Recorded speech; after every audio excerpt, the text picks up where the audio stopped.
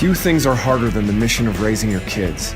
At the Dad Project, we get experienced dads to reveal what's worked for them, offering practical, time-tested advice. Being a successful dad is tough, and we're here to help you get it done. Welcome to the Dad Project. In this episode of the Dad Project, Rich Meyer discusses guidelines for the use of technology by teens. Rich is a Chicago native who currently works as the headmaster of a high school in Orange County, California. He and his wife have 8 children. I'd like to begin these thoughts on the use of technology and teenagers in our homes with a quote about the iPad, and see if you can guess this famous person that offered this. The quote is, "They haven't used it.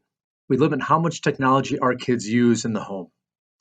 You might be shocked to learn that was Steve Jobs himself referencing his family and his children and the use of technology in their own family culture. So as we think about that in our own homes, and if the famous tech scion Steve Jobs has some limits in his home and understands the proper context for the use of technology in his family's culture, how much more should we be doing the same thing as dads who are keenly interested in raising virtuous children and ourselves being great husbands and great fathers? But these thoughts aren't necessarily a doom and gloom presentation. I'm not going to salt you here with depressing statistics, though they certainly are out there regarding the growing use of technology. But what I rather would do is threefold. First, to spend a few minutes touching on generational differences that exist in modern culture today. Second, to talk about important virtues to cultivate as relates to the use of technology in our homes and in the lives of our children, both inside and outside the home. And then finally, I'd like to offer you a series of 7 unabashed ideas on how to raise healthy teens and create great family culture here in the 21st century. So with that said, when we think about today's culture, we really span about 4 different generations. We start with our baby boomers who came onto the scene post World War II, up through the advent of the coming of the Beatles, if you will, and the British invasion in the early '60s, and then we were followed by Gen Xers from the mid '60s to the late '70s, followed by the ever-present millennials coming in on the scene in the early '80s to the mid '90s, and then we have our modern day culture. What many people refer to as Generation Z, or as Dr. Jean Twenge, who's recently wrote a book referring to these folks as iGeners, the students, these young men and women who were born in the mid-'90s up until around 2012 or so. And in one of her recent books, it was interesting, Jean Twenge, she commented that in a longitudinal study, that 2011 in society was the marker in which the majority of people in our country had smartphones. And it was interesting to see how that paralleled with the longitudinal study of 8th, 10th, and 12th graders that ranged from the early 90s, 1991 to 2017, that showed the happiness rating, if you will, peaking around 2007, 2008, and then starting to plummet dramatically to below the rates that were the benchmark when the study began back in 1991. And throughout Jean's book, she makes a parallel between the advent of technology in the pocket and the decline of the subjective term happiness amongst 8th, 10th, and 12th graders, again, according to this longitudinal study. And when we think about some of an outgrowth of this study was they pinpointed some specific activities that impact happiness. And those activities on the positive side, and these are all self-reported, again, from teenagers, 8th, 10th, and 12th graders, were doing homework, believe it or not, having a job and working, the use of actual print media, newspapers and books, magazines, social interactions, religious services, going to church, sports and exercise, and then ultimately the thing that teenagers are king of, particularly if you have sons, as I do, teenage sons, sleeping. And on the negative side, again, reported from teenagers themselves impacting their levels of happiness. You saw video chatting, television, texting, gaming, social media, excessive use of the internet. So you see that there's this inherent sense, I think, that teenagers have that this although they may be in some ways addicted or compelled to use these technologies, they know that it isn't the pathway, a pathway toward happiness. So when we think about today's teens, I think it's important for us to reflect on, well, what is it that we're trying to do? Because I think it's naive for us as parents, as fathers, to think that a Benedict option where we turn off every electronic device in the home, we pretend like it's 1940s, or we return to the dark ages, and the only way that we use to communicate is via a telephone or mail and telegraph, is completely and totally unrealistic. It's not part of our culture today. We're here squarely in the 21st century, and I think we need to learn how to, in some ways, adapt, but in some ways, how to adapt virtuously and use the tools that we have to help cultivate virtue in our children. Because certainly, I think we can all acknowledge that technology has its benefits. The fact that you're listening to this podcast somewhere in the world at some time, probably on a phone yourself, or driving in a car, or on a computer, or wirelessly, is itself recognition that there are great things that can be done with technology. There's so much to be done. But how do we corral it for the proper use of the cultivation of virtue in our sons and in our daughters? Well, I'd like to suggest a few things. First, and this is most important, is that we have a sporting spirit about technology. That this is a great vehicle for our kids to grow in virtue, and I might suggest 4 or 5 ways in which that can happen. The first is temperance. Temperance, maybe defined another way as is simply mastery of self, or mastery of will. That we don't allow one to be dominated by one's whims or passions, and that's really important, particularly for teenagers that hormones are raging, their bodies are changing, and for them to at an early age understand what it takes to cultivate a sense, and that virtue of temperance becomes a foundational virtue for them to grow in other virtues. And again, a quick study shows that back from 2018, adult Americans check their phone on average 80 plus times a day. It's 80 times a day. And with millennials and younger generations sometimes tripling or even quadrupling that number on a daily basis. So this is a great opportunity to flip that and talk about with our sons and our daughters, and frankly ourselves too, about temperance. And we have hundreds probably of opportunities today to be temperate, to not reach in and check our phone or check an email or whatever it might be, a text, etc., a tweet, a Snapchat. The second is selflessness. Teenagers, and one could say maybe humans in general, but particularly teenagers, can tend to be selfless beings. So I think the proper cultivation of technology can help our sons and our daughters to understand the importance of focusing on others. I always like to say to my kids, when I see some of my college kids come home, or I'll see the friends of kids, or I happen to work in a school with high school. So if I'll see teenagers buried with heads in phones after school, we don't allow them during the school day, but after school, often I'll come up to them and I'll say, "Hey, be where you are. Be where you are. You're here. You're here. You're surrounded by people. Give them your attention." That's a we want to give the gift of self to the people that we're with. It's an act of charity, really. I had an experience recently. I was traveling, was on a professional trip with a colleague of mine here at the school, and we were at the airport, and on a whim, as we were walking along, trying to catch a cab or an Uber to our hotel, we had a little bit of time to kill. We passed a shoe shine stand, and we sat down and watching the people before us, and there were a bank of about 3 guys, and they were sitting getting their shoe shine, and all of them were buried in their cell phones the entire time. No conversation with the people shining the shoes. And so I sat down and struck up a conversation with the shoe shine guy. My colleague did the same thing. Great guy. His name was Lester. Had one of the most contagious laughs I think I've ever heard in my life, and got to share a little piece of myself, and someone got to share a little piece of themselves with me. Just a neat personal interaction that would have been lost.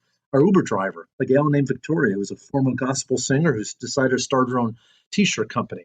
I mean, we lose all these small opportunities to get to be with people, not just friends, not just colleagues, but with the random strangers that we encounter in our daily comings and goings.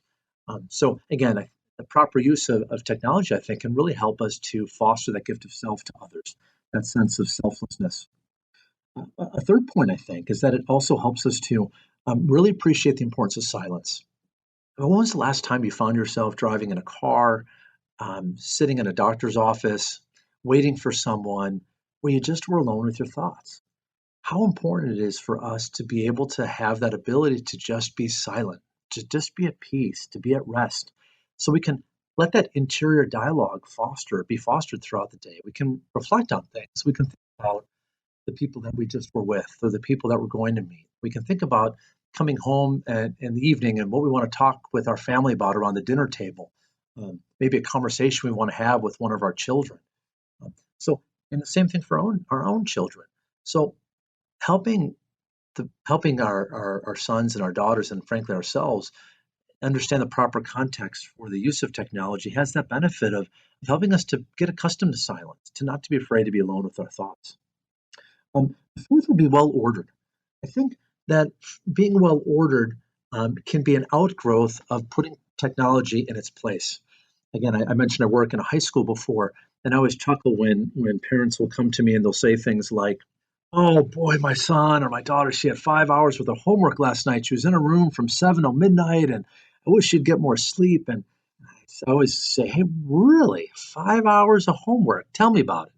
Well, she's in there and she's working on her laptop and she's got her phone and she's working and chatting with friends and homework. And sometimes I'll have to burst the bubble of naivety. And I'll say, well, I bet if you challenged her, I bet those 5 hours of air quotes homework were maybe could be done in two straight solid hours of focused, concentrated work. So helping our children to have longer attention spans, to really get into the work that they have, to be able to put distractions aside and turn off the Wi-Fi, turn off the phone, I think again is another important virtue to cultivate. As an aside, there's a computer scientist by the name of Cal Newport who works out at a university on the East Coast. Wrote a book recently called Deep Work. Cal Newport's from Georgetown University.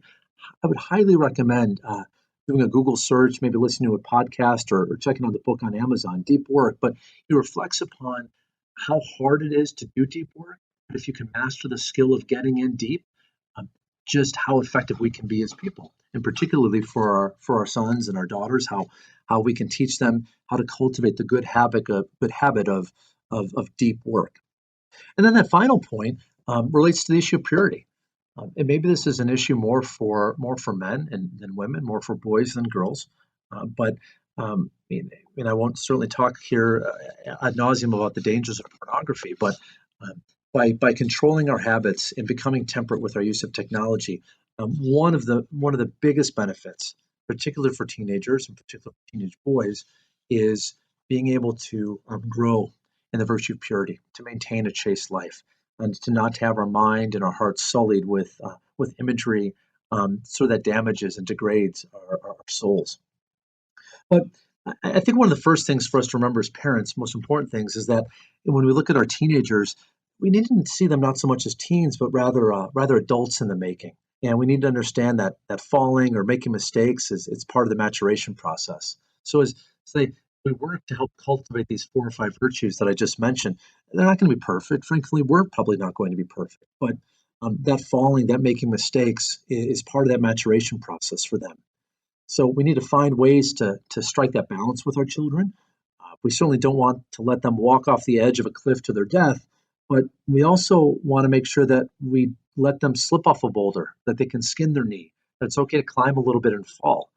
Um, real key for us as parents, and I think as dads, some of us, particularly maybe with our sons, have an innate ability to let our boys experience falls and failures, etc. Maybe we're more protective with our girls, but it's equally important for our sons and for our daughters that we are that we draw lines in the sand when they're about to walk off the proverbial cliff. But at the same time, we don't cut off all opportunities for them to fall, fail, make mistakes, and learn and grow from those.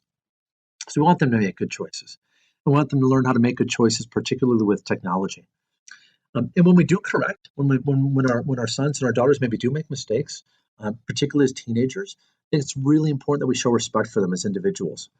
We take the time to explain to them the why behind things. Teenagers, in particular, are wired for the why. They're wired for the why, and they deserve to know the why. Even if you know or they feel like they might not agree, oftentimes, believe it or not, when given the benefit of the doubt, they'll appreciate being given the rationale behind decisions that are being made. So the third thing that I wanted to chat about here and some of these comments were some real practical advice that I gleaned from, honestly, some of my own parenting woes, some of the 20 plus years I've had of working with teenagers as a high school teacher and now a high school administrator. So I'll admit I'm about to make some pretty bold proclamations. And I don't do so to offend, um, but I just do so to say that this is what I've personally found to work in the particular circumstances of our own children and our own family culture. So take what makes sense, and I guess ignore what doesn't. Um, and don't be scandalized if I call some of us out with some of the things that we maybe are doing in our homes, and maybe you disagree, but here we go. So I have about seven tips on maintaining a serenity in the home. So 7 suggestions, if you will, to spur serenity. How's that for an alliteration? All right, the first, phones. I would not give a smartphone to any child, I should say, prior to their senior year in high school. We follow this practice as with now our four older children, and we had a couple of hiccups with our second one when we thought we tried at a younger age and it didn't work out, so we took it away, and we are now sticking to our rule of senior year and no earlier. In fact, a good friend of mine who's a psychologist or a psychiatrist, I'm sorry, who does a lot of writing and study on suicide and depression. I was giving a talk at the school that I work at recently, and he had this line to say to parents. He said, "Giving your teen crack cocaine is less harmful than giving them a smartphone." And so you could have heard an audible gasp from the crowd because probably 90% of the parents in the room, or maybe even 99, have given their sons and their daughters smartphones.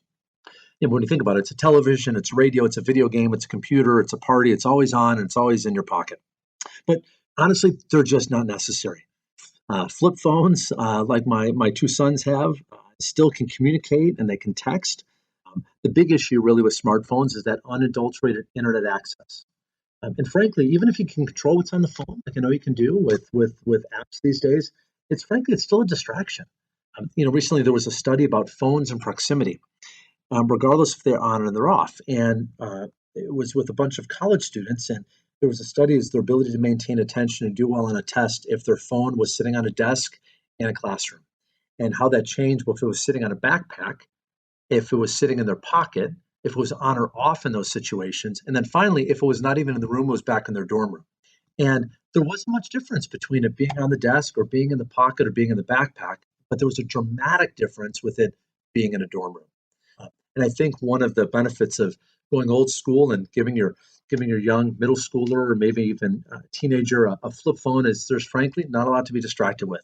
It's a very functional tool, enables you to get a hold of them, enables them to get a hold of you, and not do much more than that. In fact, I read a quote from the New York Times recently. It said, I love this quote. It said, "If your kid is the last one to get a smartphone, you win." And also, when you think about our family culture, well, I'm going to guess that most all of us as adults here have smartphones. Maybe our wives have smartphones. Um, but I would, even when we're home, where do we keep them? Are they out? Are they on our nightstand? Are they sitting out on a charger in the kitchen, for example? I would encourage us to even find a bit of a remote spot so that we're not always passing by cell phones in our house or in charging stations, small phones, smartphones. I'd put them somewhere off the way and show some temperance ourselves and model that for our sons and for our daughters. By means of quick anecdote, I was taking a trip a couple summers ago with some students from our school, and and we were traveling through China, and we were traveling through some pretty rural countryside in China, where all of our students who were there, um, the vast majority of whom had cell phones, hit about a 2-hour stretch where no one had cell phone access, and you could see they started to look up from their phones, started to look at one another, and I seized the opportunity and I grabbed a deck of cards. When I sat down and I showed them one of the favorite games that we like to play in our home with our family, a game called Up and Down the River. And none of these kids had seen this game before. And for the next 2 hours after I taught them how to play, they were engaged, they were laughing, they were having fun, they were being super competitive. It was really neat to see. It was really neat to see a group of 10 or 12 teenagers totally locked into each other, engaged and not at all distracted.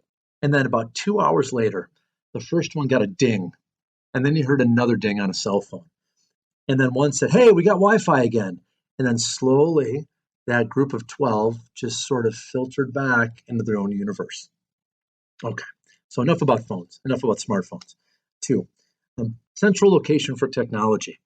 I would suggest that it would be a really important family culture point is to not have screens in any bedrooms ever. And I would even suggest that that includes us as husbands and wives. In fact, always having screens, not just in the home, but always used in public places in line of sight of passersby, I think is just a great check to keep everybody in the home honest. And if you think about this, it kind of relates to the earlier point I made about that central location for technology, even having a bank where we charge our phones when we come home at the end of the day. Maybe it can go in a closet. Maybe it can be off the beaten path somewhere so it doesn't distract us. But when it is being used, always have it being used in a central location and certainly not ever in a bedroom. Okay, three. All right, this is perhaps only slightly less controversial than abandoning all use of cell phones, but that's having no need for video games. I remember one year we got the Wii for some of our younger kids, and we tried a video game system again a few years later. And after a couple failed attempts to manage the process of using video games with great temperance in our home, we just abandoned them entirely. And I have to tell you, it was well worth the effort. So I just might challenge the need for video games in the home. 'Cause I think I'm a big, as an example, I'm a big licorice fan, and it's kind of like there's this great Australian licorice flavor. Name escapes me right now, but every once in a while, my kids and my wife knows if it's a birthday or it's Christmas to get me a bag of this licorice. Man, I'm telling you, once you open that bag of licorice, it's gone in 5-10 minutes. It's hard to just have a single piece. Much like video games, it's hard to just say, "Oh, I'll just go play a game for 10 or 20 minutes." Sometimes just no video games at all, I think, can be a positive culture boost for our families. The fourth is more of a philosophical point than a practical one, but I think it's to remember. I think it's important to remember that all men, nor children, nor teenagers are created equal. They're not all created equal. So you very well may have some rules in place for some children that you don't have for others. And you know what? That's okay. Maybe our daughters are more disciplined than our sons in some fashion, in some way, shape, or form. Maybe our daughters could handle internet access while our sons might not. Maybe vice versa.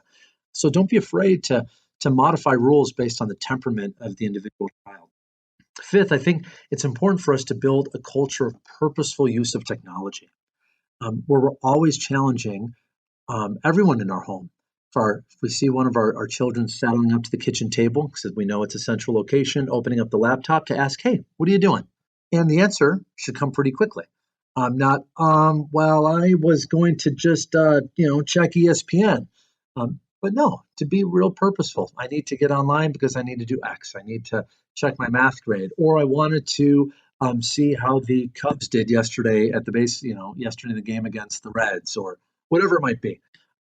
But to be purposeful, not to just use it for meander, to pass the time, to kill time, to meander, aimlessly throughout the World Wide Web. Six, trust but verify. To use an old quote from Ronald Reagan, trust but verify. It's in fact not okay, but we should trust our teams. But we should also verify what they're doing. Have filters in place on the technology that's in our home. And more importantly, too, and let our sons and daughters know that we have filters in place. And use these to have a conversation from them time to time. And maybe, just maybe, you don't bring up every issue that you encounter. Pick and choose the timing of your battles, right? Help these teenagers to grow in self-awareness. And sometimes that means giving them a little slack, again, as I said before, to make mistakes. And again, I'm sure there's plenty of technology apps and things that we could download, iPhone and Android, etc. I will just speak personally. We use a program called Custodio with a Q, that you can certainly find if you Google the name, to be really, really effective. Something that can be on smartphones, that can be on laptops, that can be on home computers. I can't go on my son's flip phone, but that's something different. But it's become a really helpful tool for dialogue. And also, it also helps us to ask questions about how our kids, back to the virtues, how are they living purity? what are the challenges that they have with living purity? It also gives us an insight into sometimes their search habits, their viewing habits. So we kind of know the answer to the question before they even give it to us. And then finally, I'd like to offer a suggestion that has been a real game changer in my family's culture over the last coming up probably about a year now, and that's what we call No Tech Sunday. And I think this has been one of the best family cultural moves that we've ever made. And quite simply, everything goes off. Period. Phones, computers, television, radio, everything. And it's a day that you devote completely, entirely to the family. You read together, maybe you play board games, you go to the park, you make lunch, you have a picnic, you go on a hike, you do everything without any use of technology, in essence, of electricity. And so again, I'm not suggesting that we are impractical. Maybe you go and you're driving somewhere, of course, using technology in your car to get there. But frankly, even using your phone to get from to a destination, you maybe plan ahead a little bit. You print up directions the day before, so again, you can keep your cell phone off, and you don't have to use an app to navigate to where you're going. But we have found this to be so enriching for our family culture to the point where even our older children look forward to the respite that it gives, and that certainly requires us to honor Sunday as a day to be with family, as a day to devote to one another, to be selfless, to give to the most important relationships that we have in this world, which oftentimes requires too getting work done on Saturday or on Friday afternoon before Sunday comes. So again, those are seven suggestions to spur serenity, and maybe you found a few that might be helpful for you and your family circumstances. They have been super helpful for me and for my wife, and in raising our kids of different ages, over these last several years. As I close a couple of these thoughts here, I want to suggest a few resources that you might find, again, real helpful as you seek to learn more about how to navigate these waters with teens and technology. And I mentioned that Dr. Jean Twenge a bit earlier wrote a book called iGen. Dr. Leonard Sachs, who has written a book called The Collapse of Parenting, strongly recommended. One of my favorite parenting authors, Jim Stenson, certainly anything by him. And I also mentioned Cal Newport and his book that came out a couple of years back called Deep Work. So check out some of those resources and see if some of those might continue to be helpful and go a little bit deeper in the things that we've kind of listened and chatted about here in our time together. And to close, just a thought that for all of us to remember that parenting, it's an adventure. It is a great adventure. And it's important for us as fathers, as husbands, that we have a real sporting spirit, that we don't take ourselves too seriously. And by means of example, I always tell my sons in particular who have been living in the flip phone age and the dark ages of the Meyer family to embrace the retrolution, as we like to say. So have a little bit of fun. Let's not take ourselves too seriously. And perhaps most importantly, too, not to forget, is that we as men, as adult men, need to strive to model ourselves those same behaviors that we strive to cultivate in our sons and in our daughters. Hey, thanks for listening to The Dad Project. If this talk was valuable to you, please go to our website at dadproject.net and make a voluntary one-time or recurring donation to help support our operations. Any amount helps. Catch you next time at The Dad Project.